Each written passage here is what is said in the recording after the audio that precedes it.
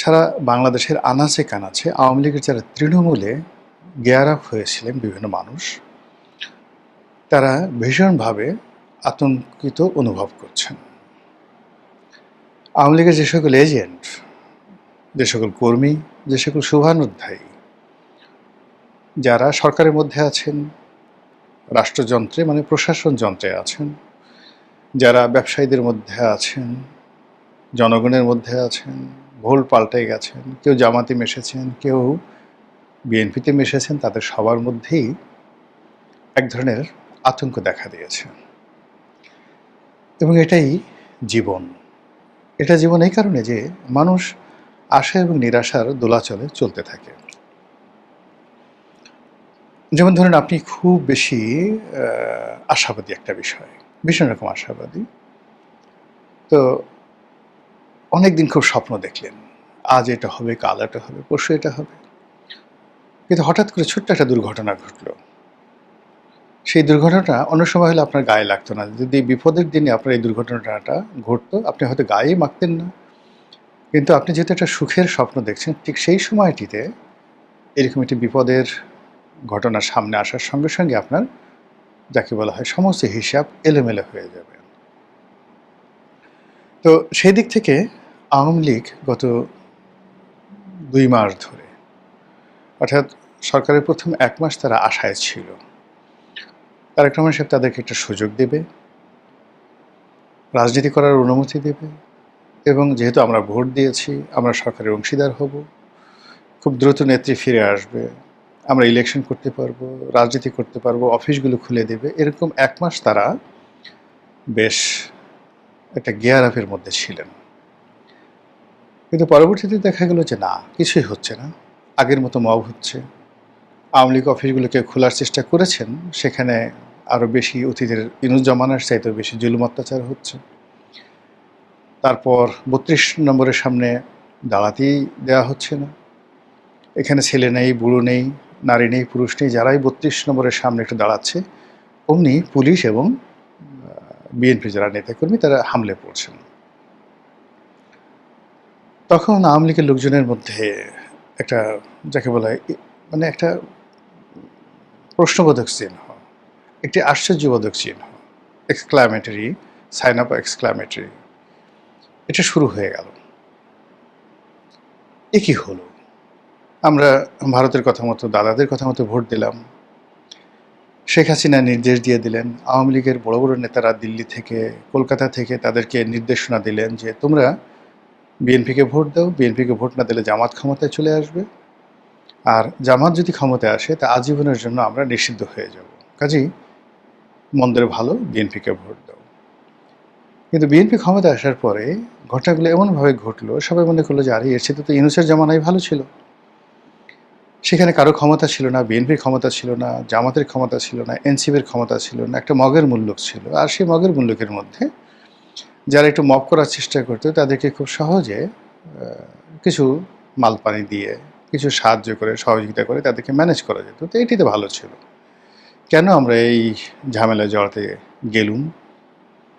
এই যখন কথাবার্তা, ঠিক সেই সময়টাতে হঠাৎ পার্লামেন্ট আইন করে সরকার আওয়ামী লীগকে নিষিদ্ধ করলো, আওয়ামী লীগের মাথায় বাস পড়লো। হায় হায়, এ তো দেখি মানে যুদ্ধ ছাড়া কোনো বিকল্প নেই। আওয়ামী লীগের কপালই এরকম, তারা মনে করলো যে আমাদের বোধহয় সারাটা জীবন এইভাবেই মানে নিষিদ্ধের বিরুদ্ধে, তারপরে ক্ষমতার বিরুদ্ধে, আমেরিকার বিরুদ্ধে লড়াই করেই আমাদেরকে আসলে সব কিছু অর্জন করতে হবে, কারো দয়া মায়া চলবে না।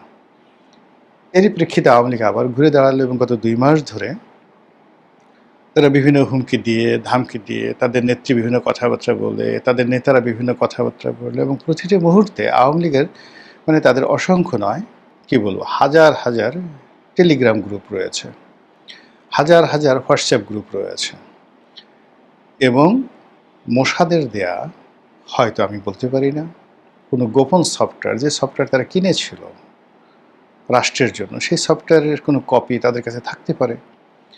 তার মাধ্যমে তারা প্রতি মুহূর্তে একের পর এক গোপন বৈঠক করে যাচ্ছে। কখনো কখনো কোনো বৈঠকে মানে হাজার হাজার নয়, মানে হাজার হাজার নেতাকর্মী অংশগ্রহণ করছে। কি সফটওয়্যারের মাধ্যমে সেখানে রাজনীতির মঞ্চে যেভাবে শেখ হাসিনা বক্তব্য দেন সেভাবে বক্তব্য দিচ্ছেন এবং কিছু কিছু এইভাবে ভিডিও ফুটেজ মানে অনেক নেতা আওয়ামী লীগের লোকজন তারাই এটা প্রচার করে দেন। যেমন সাইদ খোকন সাহেব ঢাকার মেয়র, তার একটা ভিডিও ফুটেজ সাম্প্রতিক সময়ে এসে অসাধারণ চমৎকার গলায় তিনি কথা বলছেন সন্ন্যাসী বাবার মতো করে, লম্বা লম্বা চুল, কিন্তু তার কথার যে দীপ্তময়তা, তার যে দৃঢ়তা এবং যেভাবে রাজনীতির পরিপক্কতা নিয়ে তিনি সেই কথাগুলো বলছিলেন, এটি সাইদ খোকন সাহেব যখন দিন ক্ষমতায় ছিলেন তিনি এত সুন্দর করে বলতে পারেনি। ফলে বিদেশে গিয়ে মনে হচ্ছে তার রাজনীতির যে প্রজ্ঞা, সাহস, ভাষার যে শৈলীটা এটা বৃদ্ধি পেয়েছে এবং একই সঙ্গে তার একটা আকর্ষণিক, একটা অজানুলম্বিত নয়, মানে ঘাড় পর্যন্ত তার যে লম্বা চুল, তার মুখে যে দাড়ি, একটা দেবত্ব দেবত্ব ভাব সেখানে চলে এসছে। তো এগুলো মানে কখনো জাহাঙ্গীর কবির নানক সাহেব, কখনো বাহাউদ্দিন নাসিম সাহেব, কখনো এই সাইদ খোকন সাহেব, তারা এই ধরনের হালকা ছোট ছোট ভিডিও, এটা বোধহয় পার্টিরই একটা ফোরামের যাকে বলা হয় সিদ্ধান্ত অনুযায়ী এগুলো তারা জনগণের মধ্যে ছড়িয়ে দিচ্ছেন যেন আলোচনা চলে, বিতর্ক চলে তাদেরকে নিয়ে। কিন্তু সরকারি কোনো এজেন্সি এখনো পর্যন্ত বাংলাদেশের ভিতরে কোনো আওয়ামী লীগ নেতাকে বা শেখ হাসিনার সঙ্গে কোনো আওয়ামী লীগ নেতার যে টেলিফোন সংলাপ, স্কাইপের যে কথাবার্তাগুলো, এগুলো এখনো পর্যন্ত তারা ধরতে পারেননি, বের করতে পারেননি, ভাইরাল করতে পারেননি। ইট মিনস আওয়ামী লীগের হাতে এমন টেকনোলজি রয়েছে, প্রযুক্তি রয়েছে, যে প্রযুক্তিটি শতভাগ নিরাপদ এবং সেই প্রযুক্তিটি তারা নিজেদের মধ্যে এত চমৎকারভাবে তারা করছে, যেটি বর্তমান সরকারের যে ইনস্ট্রুমেন্ট রয়েছে বা বিএনপির যে বট বাহিনী রয়েছে, জামাতের যে বট বাহিনী রয়েছে, তারা সেই জায়গাটিতে এখনো ঢুকতেই পারছেন না। তো এই যখন রিয়ালিটি, সেই রিয়ালিটিকে ভিত্তি করে তারা কখনো যুগপৎভাবে আন্দোলন করছেন, কখনো একই সঙ্গে ১০০টি স্পটে মিছিল করছেন একই সঙ্গে, কখনো ১৫টি জেলাতে মিছিল করছেন, কখনো যা কিছু করছেন ওটা মানে আমরা যা না দেখতে পাচ্ছি তার সাথে বেশি আওয়ামী লীগের লোকজন দেখতে পাচ্ছে। বিকজ এই কাজগুলো তারা কখনো কখনো যে কাজগুলো করছেন লাইভে করছেন, এমন প্রযুক্তি দিয়ে করছেন, সেই প্রযুক্তির যে ডাটা এন্ট্রি কেবলমাত্র তাদের হাতে থাকছে। এমনকি যাদেরকে সংযুক্ত করা হচ্ছে প্রযুক্তিতে, যেমন ধরুন হাতিয়াতে একটা মিছিল হবে, তো তাকে একটা আইডি দেওয়া হলো বা তাকে একটা পাসওয়ার্ড দেওয়া হলো, সে সেটা লাইভ টেলিকাস্ট করছে, কিন্তু ওটার কোনো ভিডিও ফুটেজ সে ধারণ করতে পারছে না। কোন আইডি থেকে এলো বা কীভাবে এলো এটা ধরতে পারা যাচ্ছে না।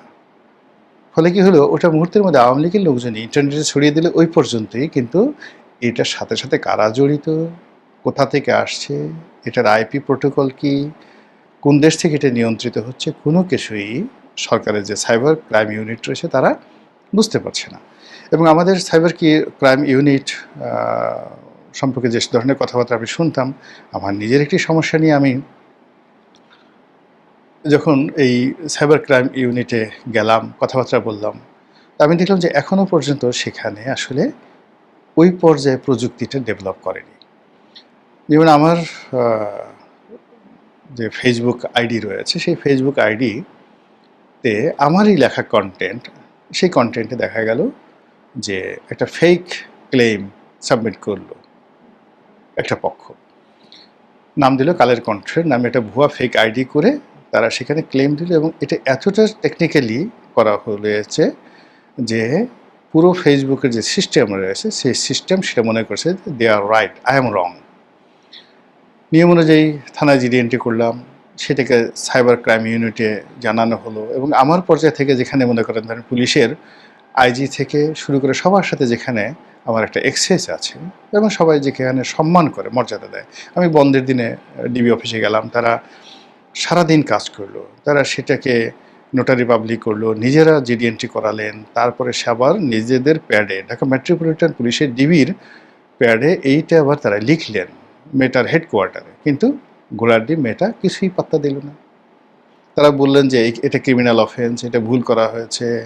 কালের কণ্ঠ নামে দেখালো। কালের কণ্ঠ আপনি জানেন, যেহেতু আমি কালের কণ্ঠতে লিখি, ফলে কালের কণ্ঠের সমস্ত ম্যানেজমেন্ট মেটাকে লিখলো, সব কিছু করলো, কিন্তু কোনো অবস্থাতে মেটা মানে ফেসবুকের যারা কর্তৃপক্ষ তারা পাত্তা না দিয়ে ওই যে যারা ক্লেমার যারা আমার কাছে এই কাজ করার জন্য $300 চেয়েছে, যে আমি তোমাকে যে হ্যাক করেছি বা তোমার কাছে আমি $300 চাই। এটার স্ক্রিনশট পাঠিয়ে দেওয়ার পরে কাজ হলো না। ইট মিনস আপনি দেখেন যে প্রযুক্তিটা এখন আসলে কারো নিয়ন্ত্রণে না, এবং এখানে মেটা, গুগল, অন্যান্য যে সকল কর্তৃপক্ষ রয়েছে তারা অনেকটা নিজেদের মতো করে কাজ করছে। তো তারই প্রযুক্তির কিছু প্রযুক্তি আমেরিকা নিয়ন্ত্রণ করে, কিছু প্রযুক্তি মোসাদ নিয়ন্ত্রণ করে, কিছু প্রযুক্তি হ্যাকাররা নিয়ন্ত্রণ করে। মানে মেটাও যে সবসময় নিজেরা নিয়ন্ত্রণ করতে পারে, নট লাইক দ্যাট। তারা মেটার যে এআই সিস্টেমটা কেমনভাবে রিড করে ফেলেছে যে এখন মেটা যদি এটাকে সিস্টেমটা পরিবর্তন করতে যায়, মেটাকে ভীষণ রকম সমস্যায় পড়তে হবে। তো এরকম একটা কমপ্লেক্স অবস্থার মধ্যে আওয়ামী লীগ প্রযুক্তি ব্যবহার করে তারা যে সমস্ত কর্মকাণ্ড চালাচ্ছে বা যে সমস্ত কাজকর্ম চালাচ্ছে, সেটা সরকার এর দ্বারা কেবলমাত্র ক্ষতিগ্রস্ত হচ্ছে, কিন্তু কোনো বেনিফিট পাচ্ছে না। তো এই কারণে কী হলো, আওয়ামী লীগ এই যে যা কিছু করছে তারা নিজেদের মধ্যে প্রচার করে, প্রোপাগান্ডা করে তারা নিজেদেরকে গিয়ার আপ রাখে, এবং গিয়ার আপ রেখেই এই যে যখন তারা বলে আপা আসছেন, আপা বলেন আমি 6 মাসের মধ্যে আসছি, ফাঁসির মঞ্চ রেডি করো, ইত্যাদি ইত্যাদি, এগুলো করে তারা একটা সুখ স্বপ্নে ভাসতে থাকে। অনেকে হয়তো বলে যে আজকে বৃষ্টি হয়েছে, আপা আসবেন, শুনে খুব মনটা ভালো, তো ভুনা খিচুড়ি করো, ভালো করে পোলাও রান্না করো, কোরমা রান্না করো, যার যেটা পছন্দ। বা আমি আজকে বার্গার খাবো, আজকে আমি 5 স্টার হোটেলে খাবো। কেউ হয়তো বলতে পারে যে আমি আজকে মনের আনন্দ, খুব আনন্দ, আমি আজকে একটু মদ খাবো। তো যে যার মতো করে এটাকে চেয়ার আপ করছে, আনন্দটাকে চেয়ার আপ করছে, এবং পুরো আনন্দটাই কিন্তু ইলিউশন, মানে কল্পনা থেকে, যার সঙ্গে কোনো বাস্তবতা নাই। এরকম যখন মানুষ একটা ইলিউশন জগতে পড়ে যায়, ওই জায়গাতে সামান্য একটু ছোট্ট দুঃসংবাদ আসলে, ক্ষতি আসলে মুহূর্তের মধ্যে মাটিতে পড়ে তারা গড়াগড়ি করে। আওয়ামী লীগের অনেক দুর্দশাগ্রস্ত নেতা বাংলাদেশে যারা পালিয়ে আছেন, অনেকে টেলিফোন করে বলে ভাই কী মানে শুনলাম আপা আসবে, ইত্যাদি ইত্যাদি খবরগুলো তারা শেয়ার করে। আর আমি যখন বলি যে না রে ভাই, এটা হবে না, আগামী 20 বছরে পলিটিক্যাল কোনো স্ট্যাবিলিটি আসবে না, কোনো সলিউশন নেই, এখন বিএনপিকে যেটা দেখছো এরকম দুঃসময় বিএনপির খুব দ্রুত আসবে, তো এই কথাগুলো যখন বলি তারা তখন একটা মাটির সঙ্গে মিশে যায়, বলে যে ভাই, এখন অনেকে ভয় টেলিফোনও করার যে আপনি খুব বেশি নির্মম সত্য কথা বলেন, আমার একটু আশা ভরসা নিয়ে পালিয়ে আছি, বেঁচে আছি, কিন্তু আপনার কথা শুনলে মনে হয় মরে যাই। তো এরকম একটি অবস্থায় যখন আওয়ামী লীগের সাবেক আইজি, মানে এখানে আসলে তাকে রাষ্ট্রের আইজি বলার সাথে মানুষজন আওয়ামী লীগের আইজি বলতে পছন্দ করেন, বেনজির আহমেদ, তিনি দুবাইতে ধরা পড়েছেন, এরকম একটা খবর ছড়িয়ে পড়েছে। আর এই খবর ছড়িয়ে পড়ার পর যারা দেশের ভিতরে পালিয়ে আছেন, দেশের বাইরে পালিয়ে আছেন, সবার মধ্যে একটা আতঙ্ক ছড়িয়ে পড়েছে। দুবাইতে আপনি জানেন যে শামীম ওসমান সাহেব আছেন, অনেকে মানে এই যে শফিক নামে একজন ভদ্রলোক আছেন যাকে সবাই ডাস্টবিন শফিক বলেন, গালি দেন, যদিও আমি তাকে কখনোই ডাস্টবিন শফিক বলতে রাজি নই। জনাব শফিক প্রেস সচিব ডক্টর মোহাম্মদ ইউনূস, তো তিনি বললেন যে এই লোকটি ধরা পড়েছে, বেনজির, খুব বাজে একটা শব্দ, স্বভাবত তিনি যেরকম শব্দ ব্যবহার করেন সেই শব্দ ইউজ করে এর পরের পালা কার, অমুকের অমুকের। স্পষ্ট তিনি ইঙ্গিত করলেন যে দুবাইতে আমরা এর আগে একটা ছবি দেখেছিলাম, অনেকে দুবাইতে পালিয়েছেন, এর মধ্যে সাবেক ভূমিমন্ত্রী জাবেদ ছিলেন, শামীম ওসমান সাহেব ছিলেন। তো বলার চেষ্টা করছেন যে সরকারের কর্মকুশলতায়, আমেরিকার কর্মকুশলতায়, আন্তর্জাতিক অঙ্গনের যে বাংলাদেশের ক্রিমিনালদের সম্পর্কে, যাদেরকে সরকার ক্রিমিনাল মনে করে এই মুহূর্তে, তাদের উপর থেকে আন্তর্জাতিক অঙ্গন হাত উঠিয়ে নিয়েছে, এবং তাদেরকে একে একে ধীরে ধীরে প্যাকেট করে বাংলাদেশে পাঠানো হবে। আর এর ধারাবাহিকতায় ধীরে ধীরে ধীরে ধীরে কলকাতার লোক ধরা হবে, ধীরে ধীরে লন্ডনে যারা আছেন তাদেরকে ধরা হবে, ইটালিতে যারা আছেন, আমেরিকাতে যারা আছেন তাদেরকে ধরা হবে, এবং সবার শেষে শেখ হাসিনাকে পাঠানো হবে। তো এই যে আওয়ামী বিরোধী শক্তিগুলো আবার এই যে ন্যারেটিভ করার সুযোগ পাচ্ছে, এটাকে তাৎক্ষণিকভাবে আসলে আওয়ামী লীগের লোকজন মোকাবেলা করতে পারছে না, তারা হতাশ হয়ে যাচ্ছেন। হায় আল্লাহ, আমাদের এখন কি হবে, বেনজির সাহেবের মতো লোকজনকে ধরে ফেললো, তাহলে আমি একজন অল্প কয়েকদিনের মন্ত্রী ছিলাম, সংসদ সদস্য ছিলাম, এখন লন্ডনে পালিয়ে আছি, আমাকে যদি ধরে ফেলে, আমার বিরুদ্ধে বাংলাদেশে মামলা আছে 10-12টা, 20টা, 25টা, 100টা, আমাকে ধরলে কি হবে।